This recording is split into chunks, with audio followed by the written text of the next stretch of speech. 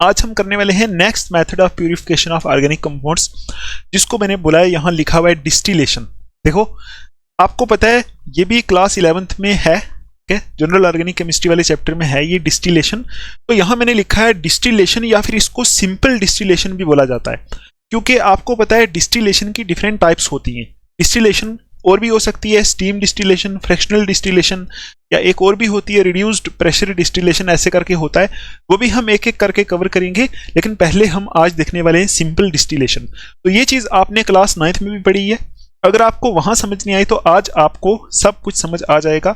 आप बस ध्यान से देखते रहना, थोड़ा सा सब्र रखना, जरूर आपको सब कुछ क्लियर होगा। तो आपको ये जो थ्योरी है इतनी ही है, ये आपको स्क्रीनशॉट जो लेना है वो भी आप बाद में ले सकते हो, तो बहुत आराम से हो जाएगा। तो ये जो मैंने यहाँ डायग्राम बनाई है, ये डायग्राम मैंने बनाई है एनसीईआरटी को देख के। तो एनसीईआरटी के ऊपर जो डायग्राम है इसकी, वो है हमारी ये वाली, आपको दिख रही होगी। ये डायग्राम एनसीईआरटी के ऊपर है सिंपल डिस्टिलेशन के लिए, ठीक है। उसी को उठा के मैंने आपको समझाने के लिए यहाँ बनाया है, तो आप एनसीईआरटी से भी देख सकते हो। तो समझते हैं इसको कि ये होती क्या चीज़ है। तो आपको पता है ये भी एक मेथड ऑफ प्यूरिफिकेशन है, तो कंपाउंड्स को प्यूरिफाई करने के लिए ही टेक्निक है। तो कैसे प्यूरिफाई किया जाता है इस टेक्निक से, वो हम देखने वाले हैं। तो देखो सबसे पहले हम ये देखते हैं कि आपको ये पता है कि सॉलिड जो होता है उसको अगर हम हीट करेंगे तो वो मेल्ट होके लिक्विड बन जाता है, ठीक है। लिक्विड जो होता है उसको हीट करेंगे तो मेल्ट होके गैस बन जाता है। ये आपको पता है, ये आपने क्लास 9th में पढ़ा है। तो देखो अगर हम इस लिक्विड को ठंडा करें, फ्रीज कराएं, तो ये सॉलिड में भी वापस चेंज हो जाता है। तो अगर गैस को हम दोबारा से ठंडा करें तो गैस लिक्विड में चेंज हो जाती है। तो आपको पता है जब गैस लिक्विड में चेंज होती है तो इस प्रोसेस को बोलते हैं कंडेंसेशन। ये आपको पता होना चाहिए इस प्रोसेस को समझने के लिए, इसको कंडेंसेशन बोला जाता है, ठीक है। और जब ये लिक्विड जब गैस में चेंज होता है तो इस प्रोसेस को बोला जाता है वेपोराइजेशन। वेपोराइजेशन ये आपको पता है, ठीक है, इसको वेपोराइजेशन बोला जाता है। इस प्रोसेस में होता क्या है, लिक्विड के वेपर्स बन जाते हैं, ठीक, लिक्विड के वेपर्स बन जाते हैं, लिक्विड गैस में कन्वर्ट हो जाती है, वेपोराइजेशन हो जाता है। तो लिक्विड गैस में कैसे कन्वर्ट होता है, हीट करने से। ये भी आपको पता होना चाहिए क्योंकि क्लास 9th का ही टॉपिक है, ठीक। अब हम देखते हैं कि ये डिस्टिलेशन होता क्या है। ये डिस्टिलेशन किस के बेस पे है। ये डिस्टिलेशन इसी बेस पे है कि अगर हम एक लिक्विड को हीट करेंगे तो वो गैस में कन्वर्ट हो जाएगा, ठीक है, और वापस गैस जो है वो लिक्विड में भी कन्वर्ट हो जाएगा, ठीक। इसी बेस पे ये डिस्टिलेशन जो है ये काम करता है, ठीक है। अब देखो सबसे पहले हम देखते हैं कि थोड़ा सा मैं आपको ये एक बेसिक चीज बताता हूं। देखो ये डिस्टिलेशन कहां यूज होता है। सपोज हमारे पास इस डब्बे में एक मिक्सचर है। ये लिक्विड को देखो ना, दो लिक्विड का जो मिक्सचर होता है, मतलब लिक्विड के मिक्सचर को ही अलग करने के लिए, प्यूरिफाई करने के लिए यूज होता है। मैं यहां बोल रहा हूं आपको कि हमारे पास एक डब्बा है, इसमें दो लिक्विड का मिक्सचर है। हमारे पास दो लिक्विड मिक्स हुए, तो हमें क्या करना है, इन दोनों लिक्विड को अलग अलग करना है, सेपरेट करना है, प्यूरिफाई करना है, किसी एक लिक्विड को अलग करना है। तो ये दो लिक्विड हैं, तो ऐसे हैं, ठीक। तो आप देखो दो किस्म के कंपाउंड से जो यहां इससे प्यूरिफाई हो सकते हैं, दो किस्म के मिक्सचर प्यूरिफाई हो सकते हैं। तो देखो हमारे पास ये एक मिक्सचर है, तो मैं इसमें बोल रहा हूं कि इसमें जो एक कंपोनेंट है वो वोलेटाइल है। ये हमारे पास यहाँ एक मिक्सचर है, एक्चुअली में इस बीकर में एक मिक्सचर है, इसमें दो कंपोनेंट्स हैं। एक कंपोनेंट हमारा वोलेटाइल है। वोलेटाइल का मतलब है उसको थोड़ा सा हीट करो उसके वेपर बन जाएंगे, थोड़ा सा हीट करने पे उसके वेपर बन जाएंगे, ऐसे सब्सटेंस को बोलते हैं वोलेटाइल, जिसको थोड़ा सा हीट करने पे उसके वेपर बन जाए। तो मैं बोल रहा हूं ये जो मिक्सचर है इसको हमने सेपरेट करना है, अलग अलग करना है। इसमें एक कंपोनेंट कैसा है, वोलेटाइल है, ठीक है, मतलब उसके वेपर बहुत जल्दी बन जाएंगे। और जो दूसरा इसमें कंपोनेंट है वो कैसा है, वो नॉन वोलेटाइल है, नॉन वोलेटाइल है, ठीक, नॉन वोलेटाइल है। तो उसके वेपर आसानी से नहीं बनेंगे। जब हम इन दोनों को, ये जो पूरा मिक्सचर है, जब हम इस पूरे मिक्सचर को हीट करेंगे तो जो वोलेटाइल सब्सटेंस होगा उसके वेपर जल्दी बनेंगे, ठीक है, वो मतलब वो गैस में जल्दी कन्वर्ट होगा। ये आपको याद रखना है, ठीक। अब आप यहां से एक चीज समझो, आप मुझे बताओ अगर मैं इस बीकर को हीट करूं, और ऊपर से एक ऐसे करके पाइप लगा दूं, ऐसे पाइप लगा के इस पाइप को दूसरी बीकर में जाके डाल दूं, दूसरे बर्तन में डाल दूं, तो आप मुझे बताओ इसमें जो मिक्सचर है उसमें एक सब्सटेंस वोलेटाइल है। जब मैं इसको हीट करूंगा तो वो वोलेटाइल वाला सब्सटेंस जल्दी वेपर बनेगा, वो वेपर बन के इस पाइप में जाएगा। पाइप में जाते जाते उसके सारे वेपर कहां कलेक्ट हो जाएंगे, इस दूसरी बीकर में जाके कलेक्ट हो जाएंगे। तो मुझे बताओ क्या वोलेटाइल सब्सटेंस सेपरेट हो गया, क्या वोलेटाइल सब्सटेंस सेपरेट हो गया? तो बिल्कुल हो गया, क्योंकि यहाँ एक सब्सटेंस तो ऐसा है जिसको हीट करने पे वो नॉन वोलेटाइल है, उसके वेपर बनेंगे ही नहीं, लेकिन दूसरा सब्सटेंस वोलेटाइल है, इसको हीट करेंगे, वोलेटाइल वाला यहाँ से पास होता हुआ इसके वेपर जो है यहाँ से पास होते हुए दूसरी बीकर में आके इकट्ठे होंगे।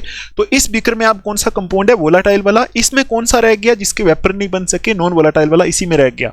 तो वोलेटाइल कंपोनेंट अलग, नॉन वोलेटाइल कंपोनेंट अलग हो गया। तो यही डिस्टिलेशन है, ठीक है, ये जो मैंने आपको समझाया यही डिस्टिलेशन है। तो डिस्टिलेशन में यही होता है कि हम क्या करते हैं, हम एक बर्तन के अंदर रख के एक मिक्सचर को हीट करते हैं, उसमें जो वोलेटाइल कंपोनेंट होता है वो उड़ के वेपर बन जाता है, ठीक है, वेपर बन के कहां आता है? दूसरे में, दूसरी बीकर में आ जाता है, ठीक है, दूसरी बीकर में अलग हो जाता है। ऐसे ही हम कुछ करते हैं, ठीक, ये आपको समझ में आ गया। अब देखो, एक तो हम इसमें ऐसे सब्सटेंस को करते हैं प्यूरिफाई, सेपरेट ऐसे सब्सटेंस को जिसमें एक वोलेटाइल हो, एक नॉन वोलेटाइल हो, एक ऐसे सब्सटेंस, एक और तरीके के सब्सटेंस को भी, और तरीके के मिक्सचर को भी हम यहां सेपरेट करते हैं इस मेथड से। वो कैसे होते हैं? वो ऐसे होते हैं कि दो लिक्विड्स, एक लिक्विड 1, लिक्विड 2, दो लिक्विड का मिक्सचर जिनमें दोनों लिक्विड का बॉइलिंग पॉइंट जो है वो डिफरेंट हो, बॉइलिंग पॉइंट में बहुत डिफरेंस हो। जैसे सपोज इसमें बॉइलिंग पॉइंट 200 केल्विन है, तो इसमें बॉइलिंग पॉइंट 350 केल्विन है।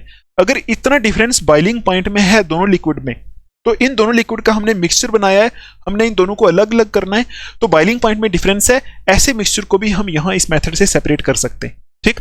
तो पहले आप यहाँ ये देखो, ये मैंने क्या लिखा हुआ है, तो आप ये जो फर्स्ट लाइन है पढ़ो एक बार, ये क्या लिखा है?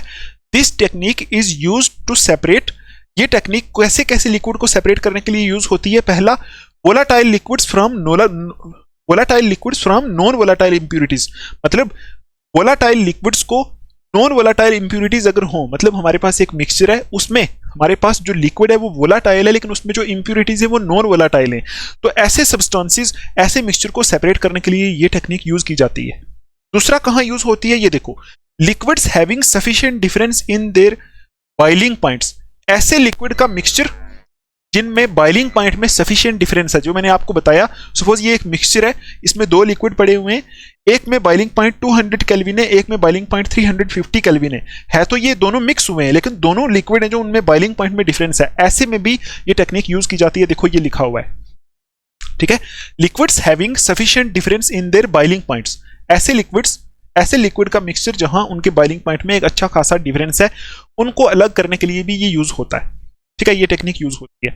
अब देखो, used for those liquids which are quite stable at boiling point, मतलब इसमें यूजुअली वही लिक्विड जो है उनको सेपरेट किया जाता है जिनको बॉइलिंग पॉइंट तक हीट करने पे वो ब्रेक ना हो, डिकम्पोज ना हो, बॉइलिंग पॉइंट तक हीट करने पे वो स्टेबल रहें, तो ऐसे ही लिक्विड यहाँ यूज किए जाते हैं। देखो यहाँ लिखा है, आप ये सोचो हमें करना क्या पड़ता है, यहाँ हमें करनी पड़ती है हीट, ठीक है, हीट।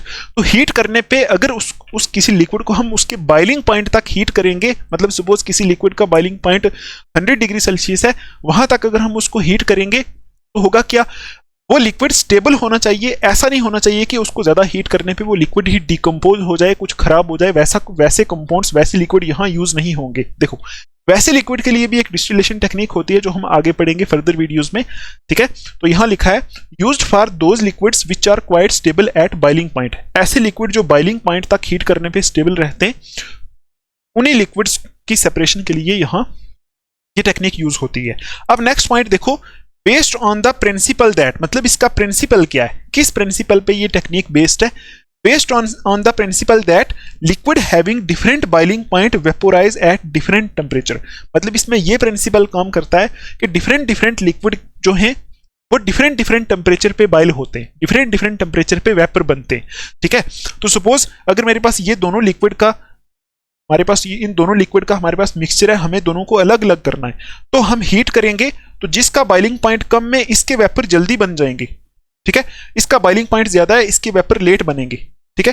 तो ये आपको याद रखना है। तो यहां देखो यही लिखा हुआ है, based on the principal that liquids having different boiling point vaporise at different temperature, मतलब इस प्रिंसिपल पे बेस्ड है कि डिफरेंट लिक्विड के जो डिफरेंट बॉइलिंग पॉइंट होते हैं वो डिफरेंट टेम्परेचर पे वेपर बनते हैं, ठीक है। सपोज अगर मैं इस लिक्विड को हीट करूं, तो आप खुद ही बताओ, इस लिक्विड को, मतलब ये दोनों लिक्विड का एक मिक्सचर है, इसको अगर मैं हीट करूंगा तो पहले किसके वेपर पहले बनेंगे? तो पहले लिक्विड 1 के वेपर बनेंगे, क्योंकि इसका बॉइलिंग पॉइंट कम में, बॉइलिंग पॉइंट 200 केल्विन है, इसके वेपर जल्दी बनेंगे, तो जो जल्दी बनेंगे वेपर उन्हीं को ही मैं कलेक्ट कर लूंगा दूसरी जगह, दूसरी जगह दूसरे बर्तन में कलेक्ट कर लूंगा तो ये L1 जल्दी अलग हो जाएगा, ये L2 जो है दूसरी बीकर में रह जाएगा। अभी मैं सब कुछ आपको डायग्रामेटिकली समझाऊंगा। आप देखो यहाँ, मुझे उम्मीद है आपको इतना क्लियर हुआ होगा।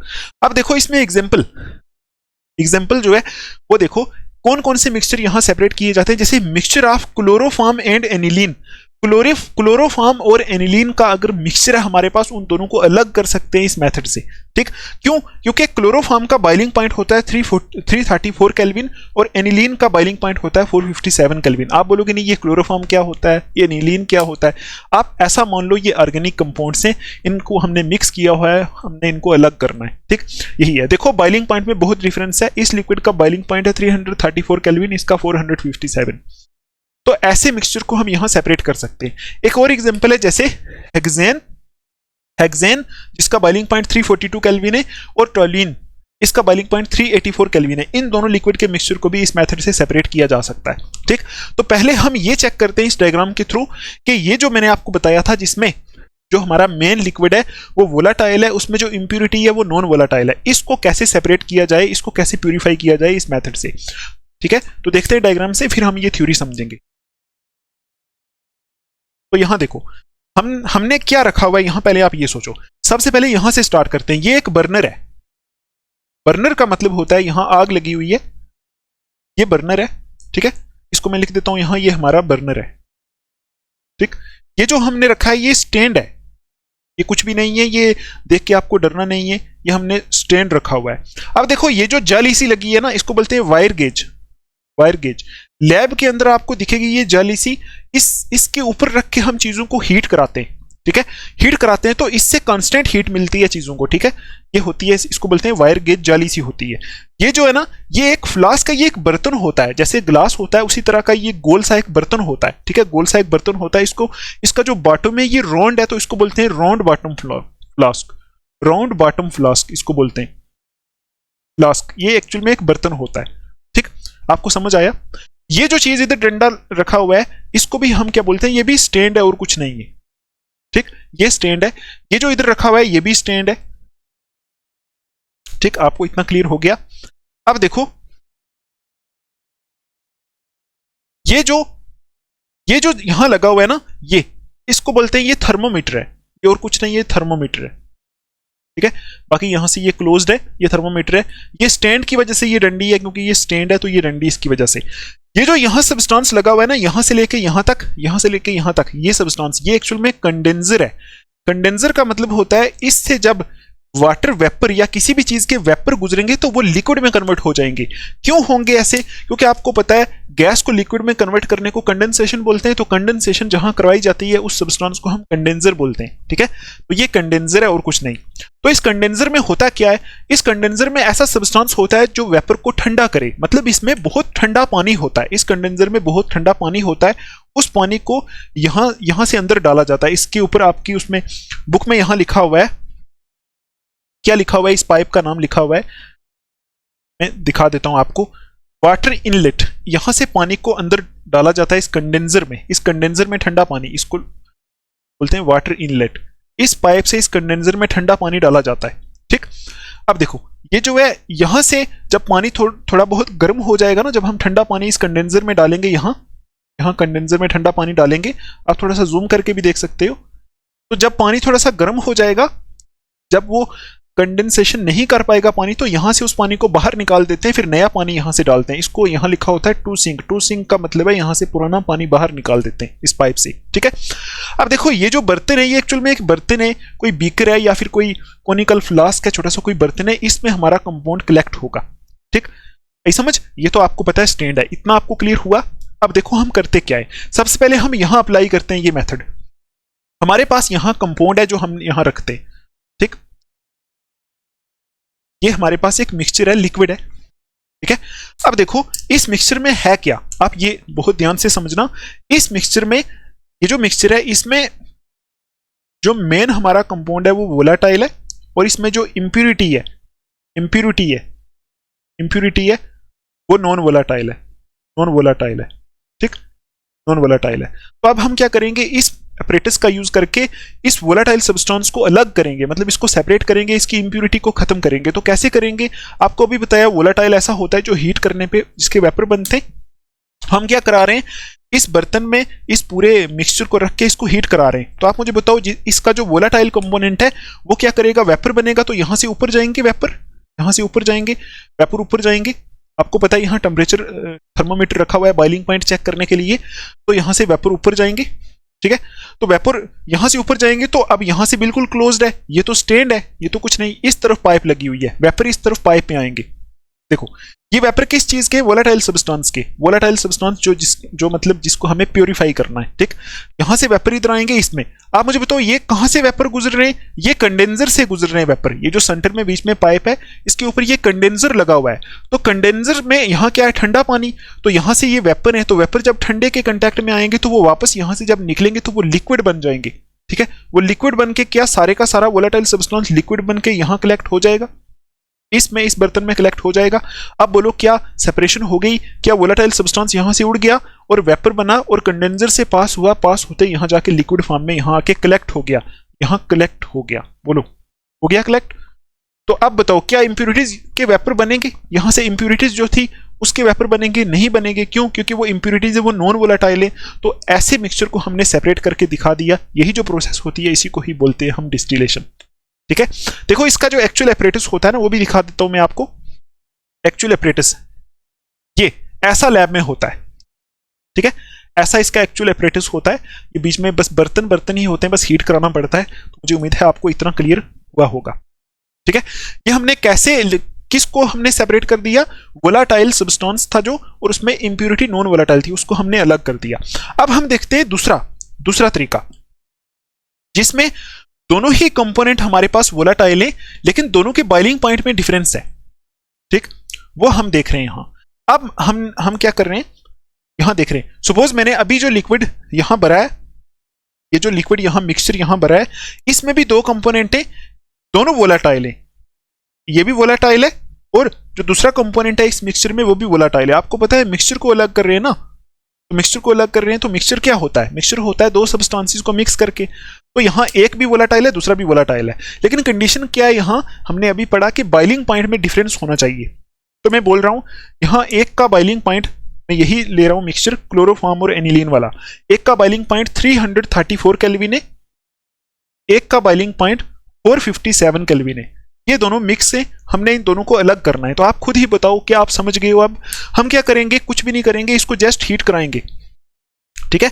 हीट कराएंगे, ये लिक्विड यहां रखा है हमने, मिक्सचर यहां रखा है, हीट कराएंगे और ऊपर थर्मामीटर पे टेम्परेचर चेक करेंगे। हीट करते जाएंगे तो पहले कौन सा बॉइल होगा बताओ, जिसका बॉइलिंग पॉइंट कम होगा। बॉइलिंग पॉइंट क्या होता है, वो टेम्परेचर जिस टेम्परेचर पे कोई लिक्विड बॉइल होता है। अभी के लिए आप ये डेफिनेशन याद रख लो, उसको बॉइलिंग पॉइंट बोलते हैं। इसका बॉइलिंग पॉइंट 334 केल्विन है, तो ये पहले बॉइल होगा, ये पहले बॉइल होगा, ये बाद में बॉइल होगा। तो हम क्या करते हैं, इसको हीट करते हैं और टेम्परेचर चेक करते हैं, इस थर्मामीटर से टेम्परेचर चेक करते हैं। जैसे ही टेम्परेचर 334 केल्विन के आसपास पहुंचता है तो हमें पता चल जाता है ये टेम्परेचर बॉइलिंग पॉइंट किसका है, ये इस वोलेटाइल सब्सटेंस का बॉइलिंग पॉइंट है। तो उस टाइम हम बोलते हैं कि इसके वेपर बनना शुरू हो गए, मतलब वेपर बनना शुरू हो जाते हैं। तो जो एक लिक्विड था कौन सा, वोलेटाइल, जिसका बॉइलिंग पॉइंट इतना था, इसके वेपर बनना शुरू हो गए। तो ये इसके वेपर बनेंगे क्योंकि 334 केल्विन के आसपास जैसा टेम्परेचर आएगा इसके वेपर बनना शुरू होंगे। तो ये वेपर आस्ता आस्ता कहाँ जाएंगे, इसी कंडेंसर से पास होंगे। तो कंडेंसर में आपको पता है यहाँ ठंडा पानी होता है, ठंडा पानी, तो कंडेंसर से पास होते होते यहाँ से जब ये निकलेंगे तो ये लिक्विड बन जाएंगे। तो ये वोलेटाइल सब्सटेंस जिसका टेम्परेचर 334 केल्विन जिसका बॉइलिंग पॉइंट था, ये सारे का सारा कहाँ चला जाएगा, सारे का सारा यहाँ से वेपर बन के कहाँ चला जाएगा, इसमें। तो जब तक टेम्परेचर यहां से अप जाता, सपोज 360 तक जाता, तब तक तो ये कंपोनेंट बॉयल नहीं होगा ना। जब तक 360 तक जाता तो ये कंपोनेंट बॉयल नहीं होगा। दूसरा क्यों, क्योंकि इसको बॉयल होने के लिए 447 केल्विन टेम्परेचर चाहिए, ठीक है। तो जैसे ही इतना टेम्परेचर पहुंचेगा तो ये वाला सब्सटेंस, ये वोलेटाइल सब्सटेंस एक बॉयल हो जाएगा। बॉयल मतलब वेपर में कन्वर्ट हो जाएगा, वेपर उड़ेंगे सारे, यहाँ से पास होंगे, कंडेंसर से पास होंगे, जाके यहाँ लिक्विड बन जाएगा।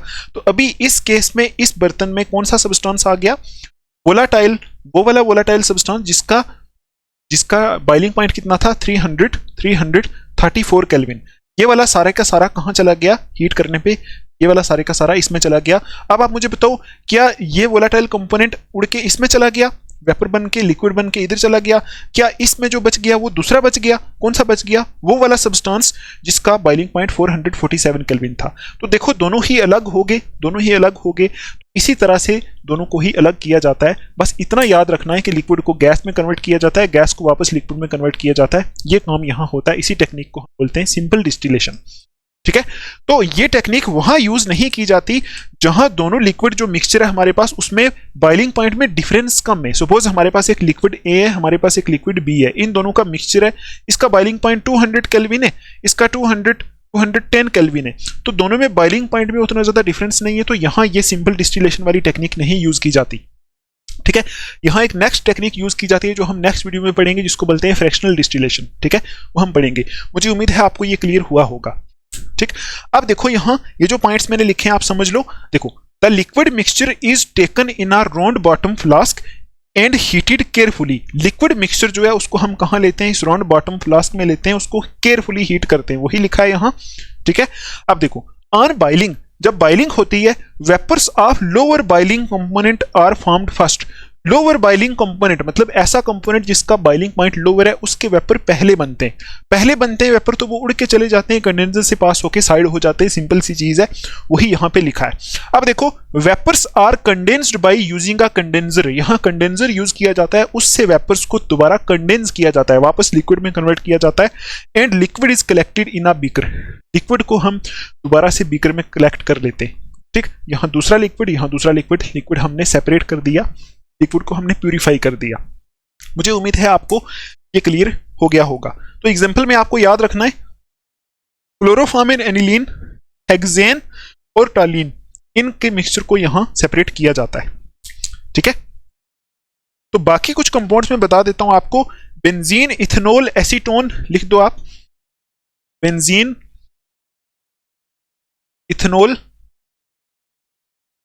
एसीटोन, ठीक है, एसीटोन, टोलिन एटसेट्रा।